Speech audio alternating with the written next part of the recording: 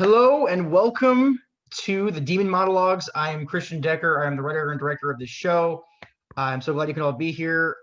This show features acting talents from Conor, Lutts as Satan, Angela Torricella as Azazel, Emma Sasso as Mephisto, Lily Keiley as Asmodeus, and Hannah Hunt as Baphomet. Thank you so much. We now set our scene in hell on a Zoom call.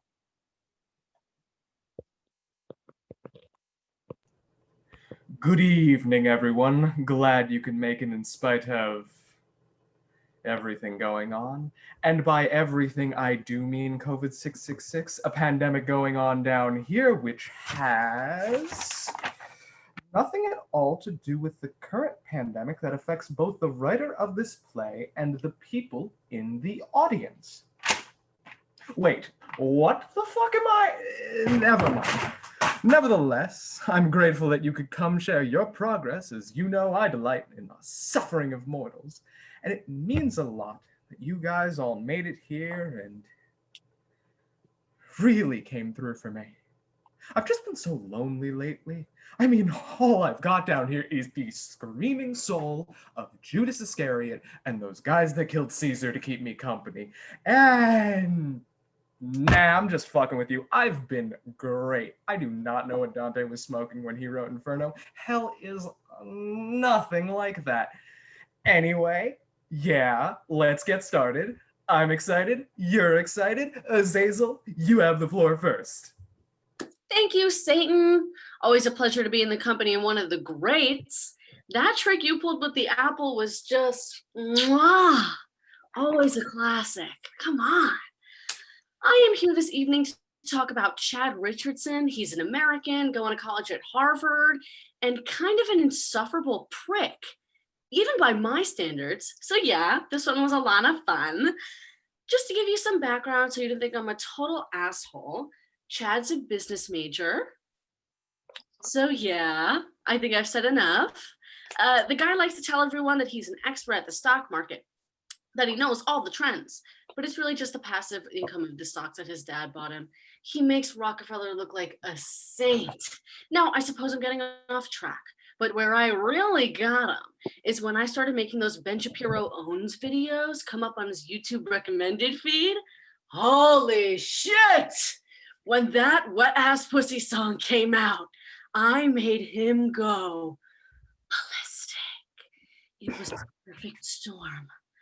Turns out this guy justified all of his bad sexual experiences by saying that women were incapable of having said wet ass P word. And that is just the start. I'm pretty sure I may have turned this guy into an incel.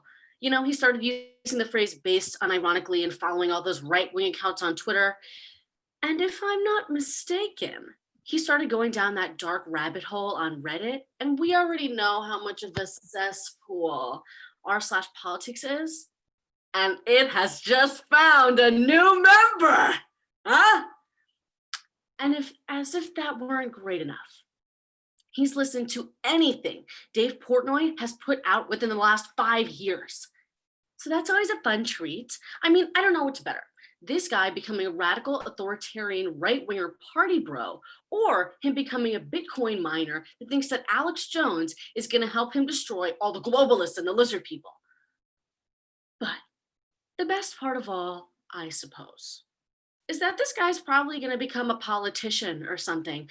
Maybe a position of importance in a high-level marketing firm, or working in his father's company, creating thousands of slumlords per year. Ugh. Chad has the potential to inflict so much misery upon a great amount of people. Sure, maybe I'm the demon here, but all I did was tweak the YouTube recommendation algorithm a little bit. I mean, how many people do you know warp someone's entire worldview with a single video? I think that makes me pretty awesome, right? All right. Sometimes all it takes is one item, one video, one statement to make a person with just the right amount of power want it even more. The only thing worse than how much power people have is how they feel entitled to use that power. So it's always fun to look for that in my targets. Pure, unadulterated entitlement. That's what really brings down the hammer. Thank you, Azazel. That was a wonderful presentation. Certainly better than Stalin's whole statistics thing. What a guy. Anyway, Mephisto, you're up next. Thank you, Satan. So glad to be back in the land of rock and roll, my best buds. Gets lonely up there. No one talks to their demons anymore. It's always astrology and what's your rising sign? Mine's using a Ouija board, you boring fuckers. Seriously, it's getting original. Like, what the hell's a stock market? All we have are the bodies that we drag down here and engorge ourselves up. Too graphic? Seriously? No. I digress. My human is a Russian general named Salenkov. Man, generals are so fun to mess with. They go ape shit at the drop of a hat. Criticize them and they'll make you disappear. Insult their country and they'll throw you into a prison. Though in the United States, they like to plant a little something on you first.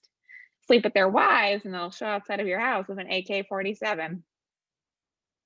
That was a good one. Well, regardless, this guy, most corrupt dude I've had the pleasure of corrupting. Shitty word choice on my part. Never mind. Makes Dick Cheney look like a monk. War profiting, one of our favorite activities down here. Thought it does leave the stomach a little empty. I guess the people who die there don't really deserve to end up here, do they? The ones who do are living it up at the moment. Well, this one, no different. Messed with the server of a Czech Republic military commander, leaked some anti-Russian covert documents. Nothing incredible, just a little friendly spying between friends. But that was all Mr. Salenkov needed, where he got right to work, firing up the presses, alerting the crazies, convincing the government that they should send in the troops. This man was investing in so many weapon development companies, he should have just built a Death Star. Not to mention the bribing of officials to continue voting on going to war, forcing prisoners to serve, force the predatory campaigns to convince the youngins it was a just war and they should put their bodies on the line to defeat the evil Czechs. Not to pat myself on the back, but I think my job was a little harder than some of the other people on this panel. I had to spawn a cockroach to get the Jack's laptop to spill his coffee all over his computer. Really got the bang for my buck there. I, for one, cannot wait until this guy starts backing up the coups, because that's when the dominoes really start to fall. After all, somebody works for these people and somebody buys into it. Some of these people have been waiting for opportunities to join a movement that makes them feel like they have some modicum of power over people. Not everyone's just following orders, and those who are following orders have a responsibility to follow their conscience according to those imbeciles up in heaven. I guess that's what makes it so delicious. The only winner in war is hell. Wise words from Mephisto here, everyone. I wonder if there's some sort of theme going on here. Perhaps a message? Nah, that doesn't seem right. Anyway, Asmodeus, you're up on the docket. Cheers. Nothing like the smell of brimstone in the morning. Or all the time, really. I think we could spice it up a little bit. Maybe a little morning dew or freshly mown grass. Meh, a demon can dream. My recent corruption target is a woman named Maria Hill. She's kind of a big shot with this business firm up in the UK. She's a proponent of what many people like to call girl boss feminism. You know, work your way up and do the thing, fight the patriarchy in the corporate world, make that money and all that. She really pulled herself up by her bootstraps. And by that, I mean the bootstraps at the workers at her parents' multi-million-dollar coal mining corporation. She's kind of the person to loudly say everyone should have the same opportunities while simultaneously calling the police on strikers under her employ. With her, the setup was simple. I ghost wrote an email coming from a highly respected economist saying that the best way for you to remain in a position of power is to mercilessly prevent anyone in your company to have any upward mobility. Not wanting to disappoint her Instagram followers, God bless, Ms. Hill has declined all of her subordinates' attempts to gain a raise because their performance rates were low, as well as denied maternity leave because you can't take the patriarchy while being at home. Her pursuit of awesomeness hasn't stopped there. Her cleaning staff at home sure as hell know the drill. She likes it how she likes it. And if it's not done the right way, the price will be paid. Is the chicken undercooked slightly? Out on the street with you. Not to mention her politics has become a facade. I absolutely think we should be providing lower income housing. What? In my neighborhood? What do you think this is? Some kind of charity? I could never give some money to a homeless person. They would use it to buy drugs or alcohol, and we can't have that while trying to better society, can we? I'd rather give my money to one of the Amazon subsidiaries that deals with things like this. I am sure they are doing all of their jobs. Her new plans include liquidating the smaller businesses from her hometown to consolidate into her rising business empire. After all, they brought her so much joy and community in the past. So why shouldn't the world share in all those consumer products?